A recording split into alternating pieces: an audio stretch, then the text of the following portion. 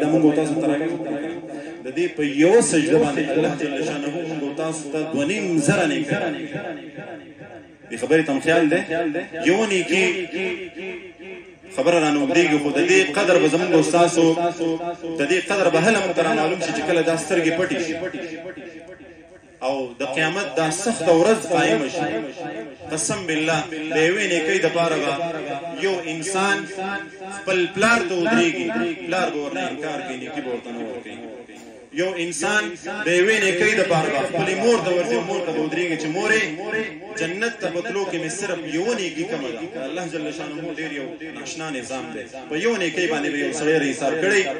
جنت ته به روان خو یو نیکي به کموي د دې یو نیکۍ د وجې نه به جنت ته نشي تللی او د یوې نیکۍ د کمبود د وجې نه به جهنم ته روان دی الله جل شانه به ورته وایي لاړ شي یو نیکي راوړه پلار ته به ورشي دی به ډېر ډاډی چې پلار خو زما دپاره په دنیا کې واقعي ډېرې سختې تېرې کړي دي حرام او حلال یې زما دپاره کړي زما پرورش یې کړی نو دی به ډېر ډاډه راشي پلار ته به ودرېږي اباجان یو نیکي مې کمه ده او ډېر په ډاډه زړه سره به ورته وایي تاسو زه حدیث وایم کهاني درته نه بیانوم نو پلار به ورته وایي چې بچیا هغه دنیا وه چې ستا دپاره مې حرام او حلال کول نه مې شپې ته کتل نه مې ورځ ته کتل او ستا دپاره ما منډې وهلې دا ډېره سخته ورځ ده د نفسي زمانه ده لهذا د تا ته یو نیکي نشم درکولی دی به ورته وایي پلار ته ما ته نیکي نشې راکولی ته خو زما پلار یې د ستا بچی دنیا نظام دلته نفسي ده ځانځاني ده د پلار نه چې مایوسه شي لاجواب شي را به شي مور ته به ودرېږي مور ته به وایي مورجانې یو نیکي مې کمه ده زر یې راکوه چې ځم درنه جنت ته مور به ورته انکار کله چې د مور نه دی انکاري شي مور هم ورته انکار وکړي ډېر زیات مایوسه شي دغه یو د مور او پلار رشته ده په دنیا کې چې ډېره د مینې نه ډکه او د عزت او د عظمت نه ډکه ده چې کله د دغې طرف نه را روان شي خپل بیبي ته به راشي ښځې ته به وایي ښځې یو نیکي راته راکړه جنت ته روان یم ښځه به ورته وایي سړیه خپل کار کوه هغه دنیا وه چې ما به ستا خدمتونه کول او ستا خبرې به منلې او ستا دپاره به کوز او پاس کېدم لهذا دلته کې یو نیکي زه تا ته نشم ښځې ته به وایي چې ما ستا دپاره په دنیا کې څه څه نه دي کړي نن ته ما ته انکار کوې ما ته نیکي نه راکړې څوک به یې ما ته راکړي ښځې نه به هم چې دی لاجواب شي را به شي بچو ته بچي به هم انکار وکړي سړی به ډېر مایوسه شي او چې کله ډېر مایوسه شي نو روان به شي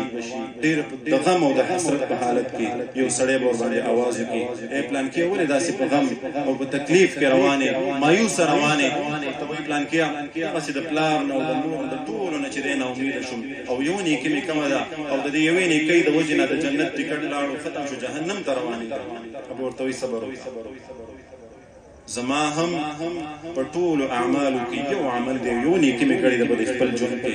باقي مې په ریکارډ کې هېڅ هم نشته دی زه خو هسې جنت ته نشم تللی لهذا واخله دا یو نیکي زما ځان سره کړه او لاړ شه کله چې دی ځان سره دا یو نیکي راوړي ډېر به خوشحاله وي په شا باندې به نه ګوري چې کله الله جل شانه مخې ته حاضر شي الله جل شانه به ورته وایي چې پلانکي الله ته علم یې ده پلانکي نیکي دې د کوم ځای نه راوړه دی به ورته وایي یا الله ستا دغسې یو بنده او داسې خبره یې راته وکړه چې به زما په عملنامه کې هېڅ هم نور نشته دی او بس دغه یو نیکي دې راته واخله نو الله جل شانه به بیا یو ځل په جلال کې راشي ورته به وایي چې ښه رحیم او کریم ذات زه یم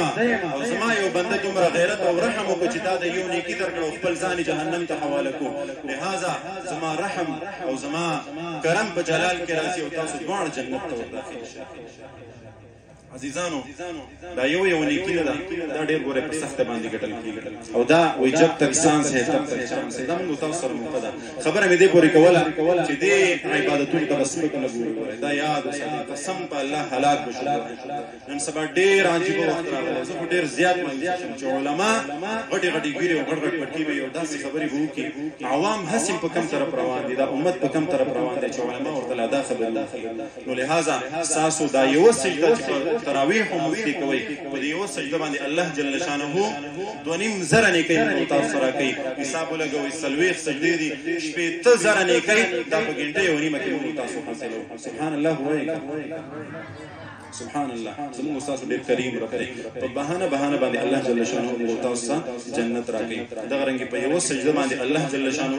په جنت کې موږ تاسو لپاره یو داسې محل تیاروي وایي د دغې محل 15 زره دروازې به او د هر محل مخې ته به یوه داسې ونه وي چې 1500 کاله یو عربي اس د دې لاندې د منډه ووهي د دې سوری به ختم